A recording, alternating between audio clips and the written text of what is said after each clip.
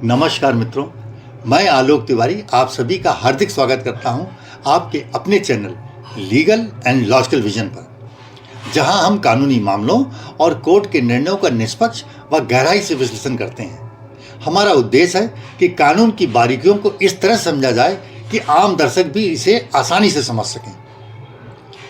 आज ऐसे ही एक हम सनसनीखेज मामले पर चर्चा करेंगे जिसने भारतीय न्यायपालिका और अधिवक्ता संगठनों में हलचल मचा रखी है।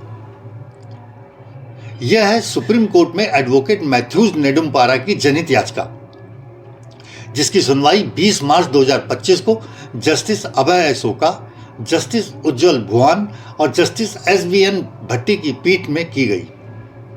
इस याचिका ने कई गंभीर सवाल खड़े कर दिए हैं,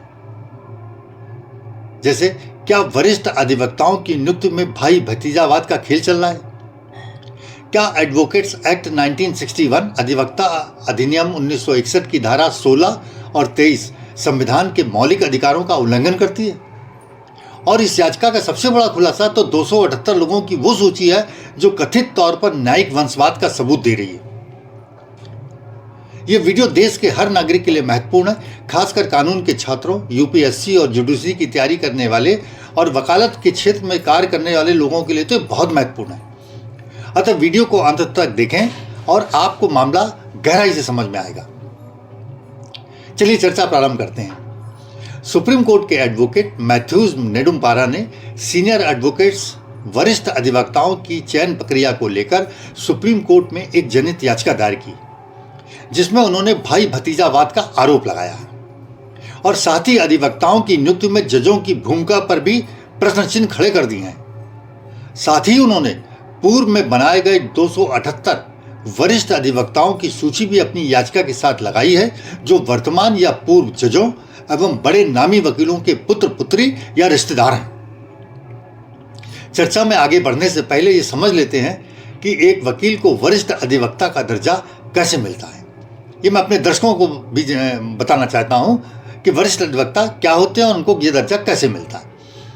एडवोकेट्स एक्ट 1961 की धारा 16(1) के तहत बार काउंसिल किसी वकील को उसकी योग्यता और अनुभव के आधार पर वरिष्ठ अधिवक्ता का दर्जा दे सकती है, लेकिन इसके लिए कुछ शर्तें हैं। वो व्यक्ति कम से कम 10 साल तक हाई कोर्ट या सुप्रीम कोर्ट में प्रैक्टिस किया होना चाहिए। उसको कानूनी मामलों में गहरी समझ और विशेषज्ञता होनी चाहिए। न्यायपालिका और कानूनी समुदाय में उसकी अच्छी प्रतिष्ठा भी होनी चाहिए। इसमें एक खास नियम यह भी है कि चुने गए वरिष्ठ अधिवक्ता सीधे वकीलों से केस नहीं ले सकते, बल्कि उसके बाद उनको जूनियर वकीलों के जरिए ही काम करना पड़ता है। अब समझते हैं इनकी नियुक्ति की प्रक्रिया क्या है। सुप्रीम कोर्ट और हाई कोर्ट में एक स्थायी समिति परमानेंट कमेटी बनाई जाती है, जिसमें मुख्य न्यायाधीश और वरिष्ठतम जज शामिल किए जाते हैं। ये समिति नामों की सिफारिश करती है जिन पर जजों के गुप्त मतदान सीक्रेट बैलेट से फैसला होता है। अगर कोई वकील 2/3 बहुमत हासिल कर लेता है तो उसे ये सीनियर एडवोकेट का प्रतिष्ठित दर्जा मिल जाता है। लेकिन अब सवाल यह है कि क्या यह प्रक्रिया वाकई पारदर्शी है? दबे स्वर में तो यह चर्चा सालों से चल रही है कि इसमें पक्षपात और भाई भतीजावाद की गंध आती है। चलिए अब यह भी समझ लेते हैं कि एडवोकेट्स एक्ट की धारा 16 और 23 क्या कहती है। धारा 16(1) में अधिवक्ताओं को 2 श्रेणियों में बांटा गया है, वरिष्ठ अधिवक्ता और अन्य अधिवक्ता। वरिष्ठ अधिवक्ता जूनियर वकीलों के बिना काम नहीं कर सकते। उनको जो भी काम करना है अपने जूनियर वकीलों के थ्रू ही काम करना पड़ेगा।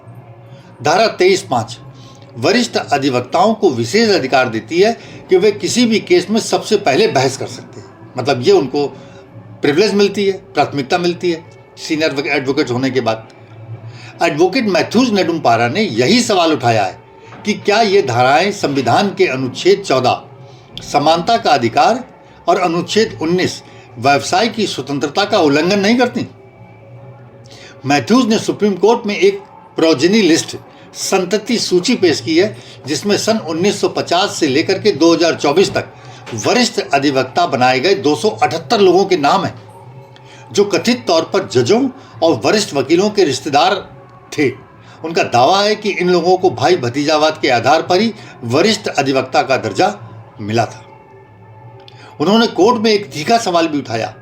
उन्होंने कहा कि मैंने आज तक किसी भी मौजूदा या रिटायर्ड जज के भाई भतीजे को 45 साल की उम्र के बाद वकालत करते नहीं देखा। वे सब जज बन चुके होते हैं। एकमात्र अपवाद सामने आया है, वह है जस्टिस पीएन भगवती की बेटी, जो वकील तो है पर जज नहीं। दर्शकों, वकील से जज बनने के लिए 45 से 55 साल की उम्र है, तो 45 जैसे ही होते तो 45 तक का इंतजार करते हैं लोग। उन्होंने कहा यह प्रक्रिया पारदर्शी नहीं है।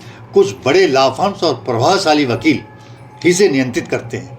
इससे आम वकीलों के लिए दरवाजे बंद हो जाते हैं। उनका तर्क है कि यह न्यायपालिका को एक बंद संगठन बना देता है, जहां सिर्फ गिने चुने लोग ही आगे बढ़ते हैं।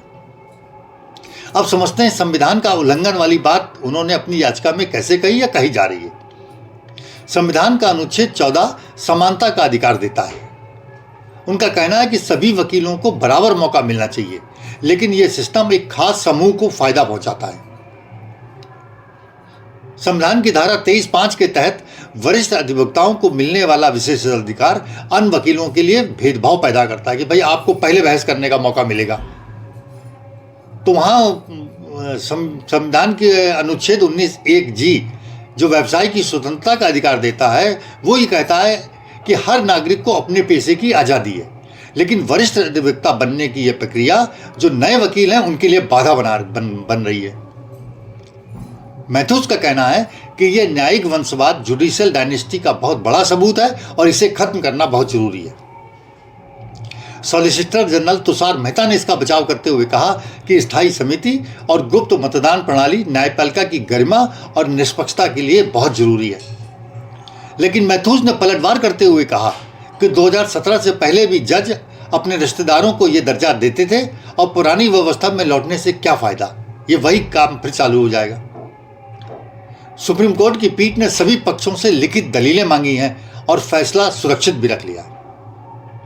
देखना यह है कि क्या यह याचिका न्यायिक सुधार की दिशा में एक आशा बनेगी या यह सिर्फ चर्चा का विषय बनकर रह जाएगी। यह मामला सिर्फ वरिष्ठ अधिवक्ताओं की नियुक्ति तक सीमित नहीं है। इनमें से कई लोग आगे चलकर कॉलेजियम के जरिए जज बनते हैं। तो क्या यह पूरी न्यायिक व्यवस्था पर सवाल नहीं खड़ा कर रहा? क्या भाई भतीजावाद सिर्फ वकालत तक ही सीमित है या यह जजों की नियुक्ति तक भी फैला हुआ है? दर्शकों, आपकी इस विषय में क्या राय है? क्या एडवोकेट एक्ट की धारा 16 और 23 को खत्म कर देना चाहिए या जजों की नियुक्ति करने वाली न्यायपालिका को वरिष्ठ अधिवक्ताओं की चयन प्रणाली से दूर रहना चाहिए या वर्तमान चयन प्रणाली में ही सुधार की जरूरत है? अपने विचार कमेंट बॉक्स में जरूर लिखें और अगर आपको ये वीडियो अच्छा लगा हो तो लाइक करें, शेयर करें और चैनल को सब्सक्राइब करना भी ना भूलें। हम आपसे फिर मिलते हैं एक नए विषय और विमर्श के साथ। तब तक के लिए जय भारत, वंदे मातरम, धन्यवाद।